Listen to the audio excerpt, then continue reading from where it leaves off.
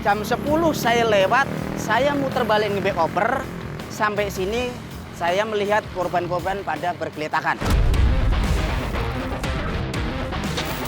Begini Om, persis begini. Persisnya seperti ini Pak? Begini, iya. Ini posisi Eki waktu itu? Posisi seperti kayak gitu. Pemirsa saya bisa pastikan, Iya. ini adalah kesaksian dari saksi mata yang menyelamatkan. Ini posisi Iya. Eki waktu itu. Artinya apa yang Bapak sampaikan kepada saya hari ini? Iya, betul, sama. Dalam sidang tertutup Iya. 2016 silam, Betul. juga Bapak sampaikan di hadapan majelis sesuai hakim. kayak gini. Tidak dikurangin, tidak ada apa, sesuai kayak gini. Dan tak satu pun apa yang Bapak ucapkan ini kebohongan Pak. Tidak ada, berani sumpah demi Allah, demi Rasulullah. Inilah yang saya tolong pertama. Ya sih kita cuma mau cross check itu aja, benarkah ke rumah sakit ini, jamnya jam berapa gitu, hanya mencocokkan aja sih Mas. Itu benar dibawa ke rumah sakit Gunung Jati ini Mas ya?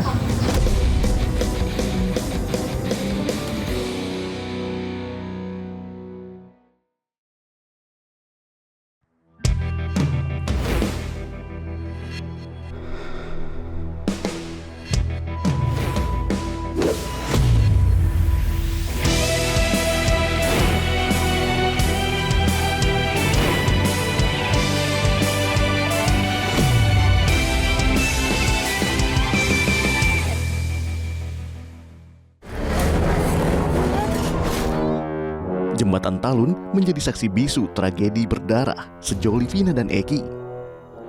Di lokasi inilah keduanya ditemukan bersimbah darah. Bahkan diketahui Eki sudah tak bernyawa saat ditemukan di jembatan tersebut. Saya Abraham Silaban sempat mendatangi jembatan Talun beberapa waktu lalu. Di sini saya menelusuri jejak di mana Eki dan Vina yang kabarnya dianiaya. Dan untuk kedua kalinya, saya kembali ke jembatan Talun mencari jawaban atas tanya yang belum utuh terungkap.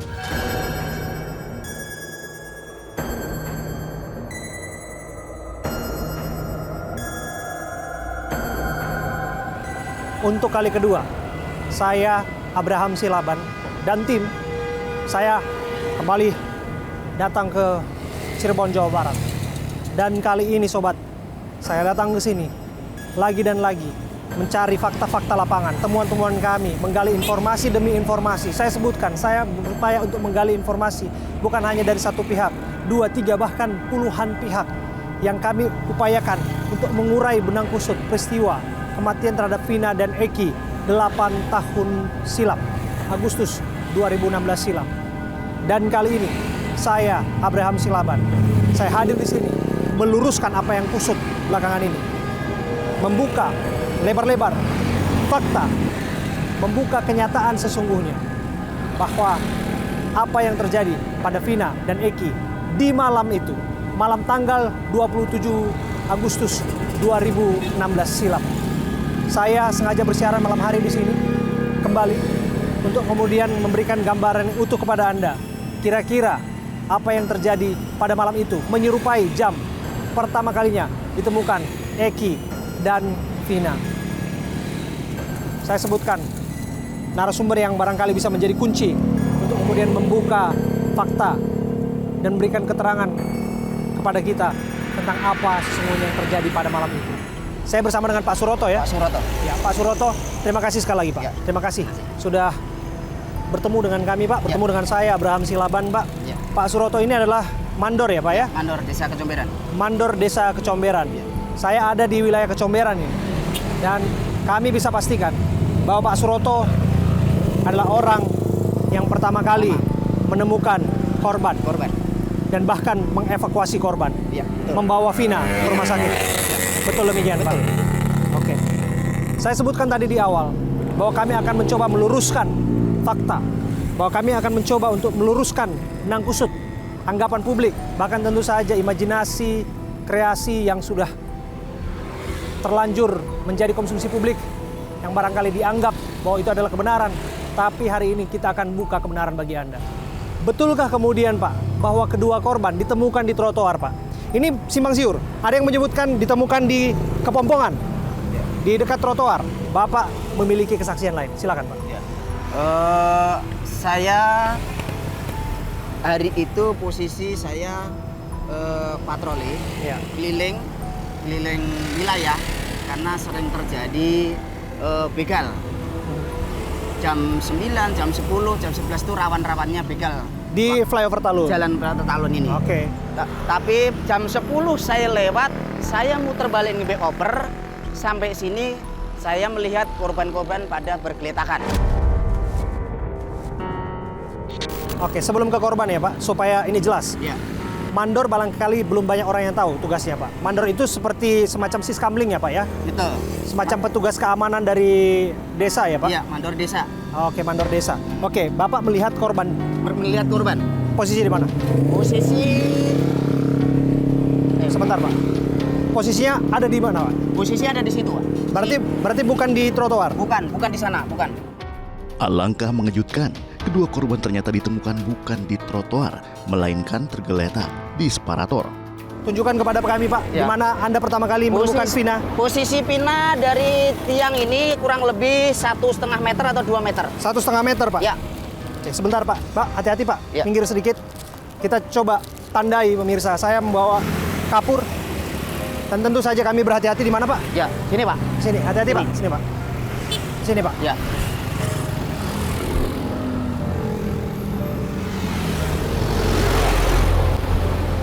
Oke, ini Vina Pak. Vina, Oke, perempuan. Posisi motor ada di sini, Pak. sini posisi motor Ya, Pak. posisi motor. Oke, berhati-hati Pak ya. Posisi motor.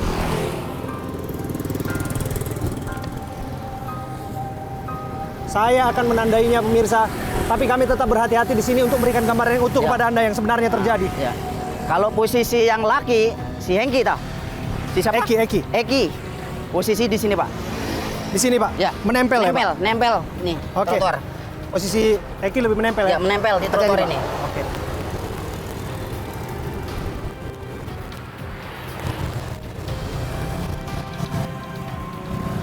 Ini yang sebetulnya Pak. Ya, betul, asli.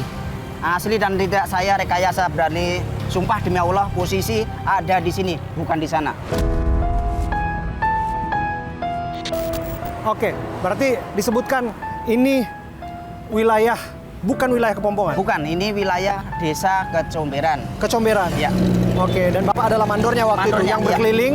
Ya. Dan pada saat itu ketika Bapak sedang mengitari lokasi ini, betul. Bapak kaget betul, Betul. untuk menemukan ada korban di sana, perempuan, kemudian ada korban di sini laki-laki dan Laki-laki. ada motor yang tergeletak di Iya, sana.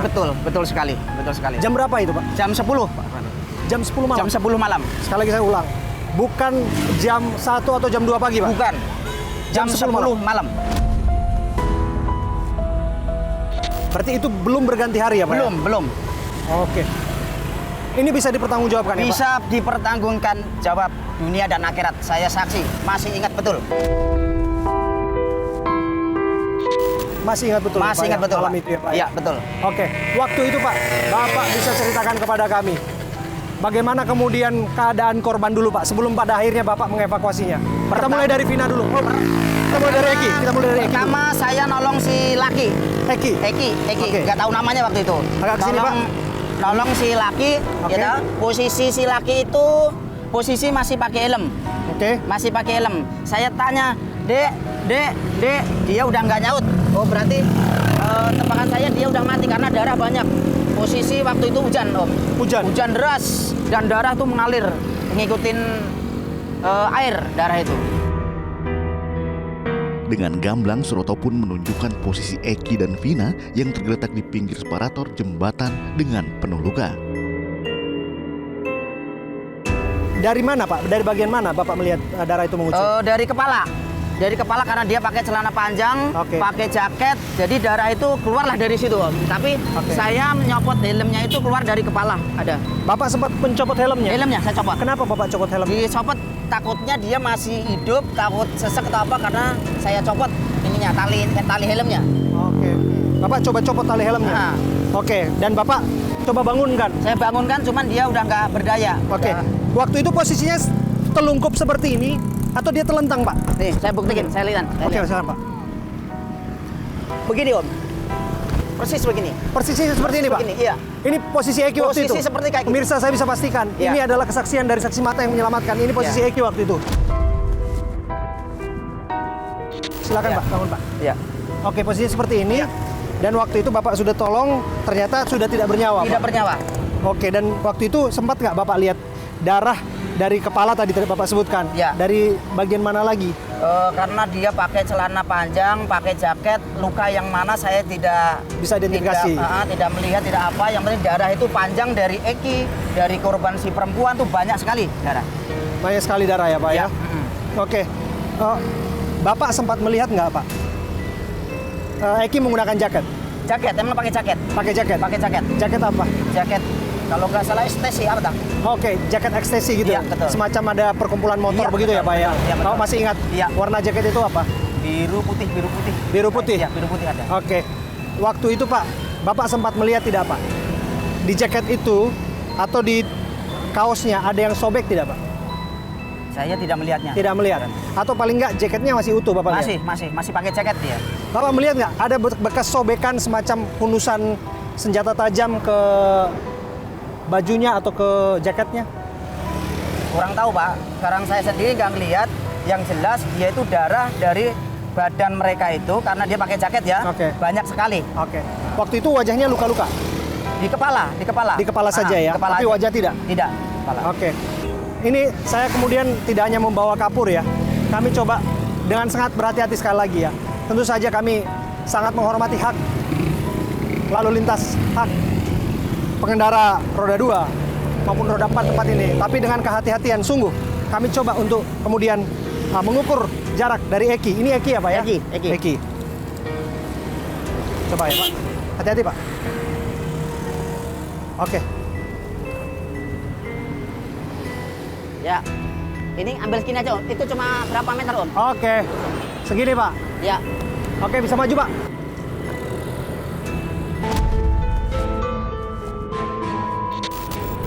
Ya. Oke. Ini 5 meter Pak. Bentar Pak. Nah, oke. Ya. 2 meter Om. Oke ya. Ya. Jadi bisa dikatakan ini 6,5 sampai 7 meter lah ya, Pak ya? 7 meter. Jarak antara Eki dan Vina. Vina. Oke. Dari jarak ini 6,5 meter ya jaraknya ya. Ya.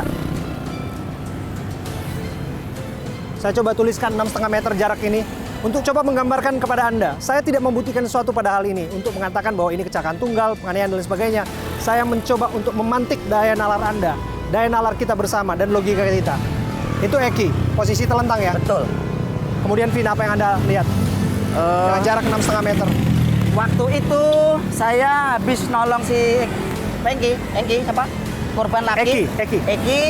Karena dia, aku pikir dia udah meninggal, saya langsung fokus nolong ke perempuan. Oke. Ya, waktu itu juga nggak tahu namanya siapa. Iya. Ya.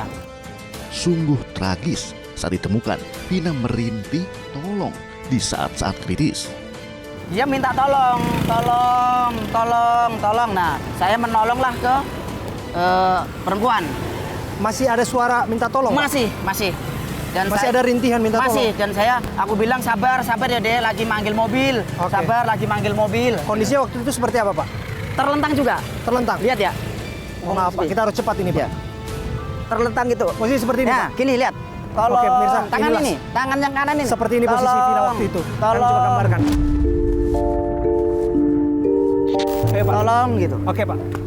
Kita nggak bisa lama-lama, Iya. karena kita sangat hati-hati. Ada yang menjaga, teman kami juga membantu mengatur arus lalu lintas di sana.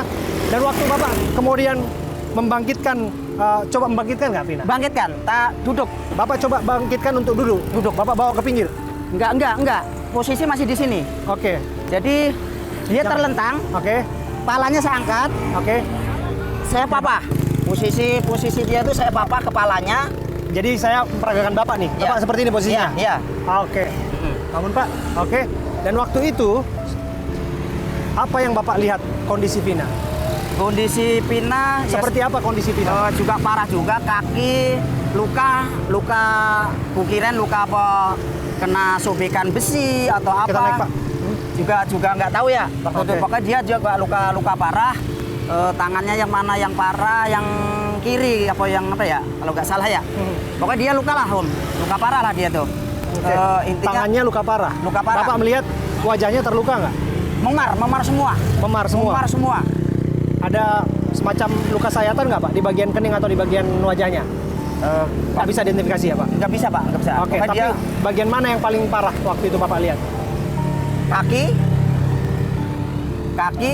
Kaki, tangan, kakinya patah. kaki patah ke waktu itu ya, kaki Oh, saya patah. Kaki kiri atau kaki kanan Pak? Kiri. Kaki kiri, Ya. oke. Sama saya cuma betulin, disebutin nggak ya? Nggak apa-apa. Nggak apa-apa. Nggak apa-apa, Pak. Waktu itu Sebentar Pak, sebelum ke situ. Luka-lukanya kaki. Kemudian juga apa lagi Pak? Di tangannya kenapa tadi Bapak bilang?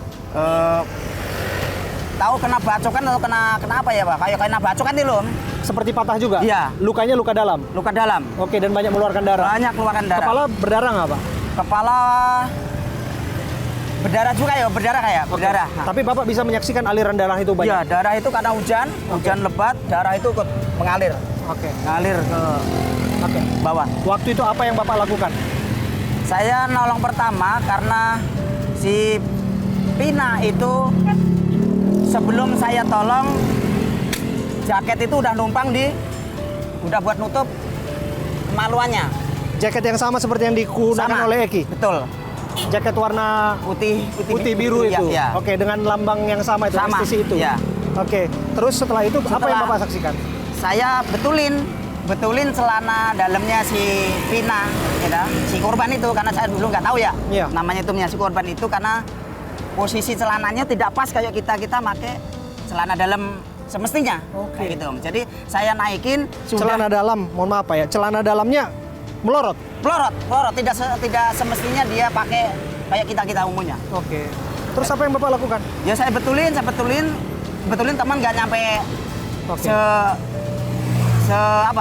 kayak orang kita pakai, asalkan naikin, udah itu saya tutupin kembali pakai jaket yang semula. Oke. Itu karena Bapak melihat bahwa kasihan dengan kondisi seperti itu. Betul, Pak. Harus segera ditutupi ya Pak ya, waktu itu ya. Dan Ya. Bapak harus melakukan tindakan karena itu. orang lihat orang pulang kerja kali Om ya, orang pulang kerja Rame waktu itu Pak. rame, cuman nggak ada yang berani nolong Om, nggak ada yang nolong. Dan Bapak satu-satunya Saya yang sendiri. pertama memberikan pertolongan. Betul. Menyentuh korban-korban itu. Betul, saya sendiri yang pertama nyentuh korban. Nggak ada orang lain yang berani nyentuh korban. Dan tak satu pun apa yang Bapak ucapkan ini kebohongan Pak. Kebohongan tidak ada, berani sumpah demi Allah, demi Rasulullah. Inilah yang saya tolong pertama.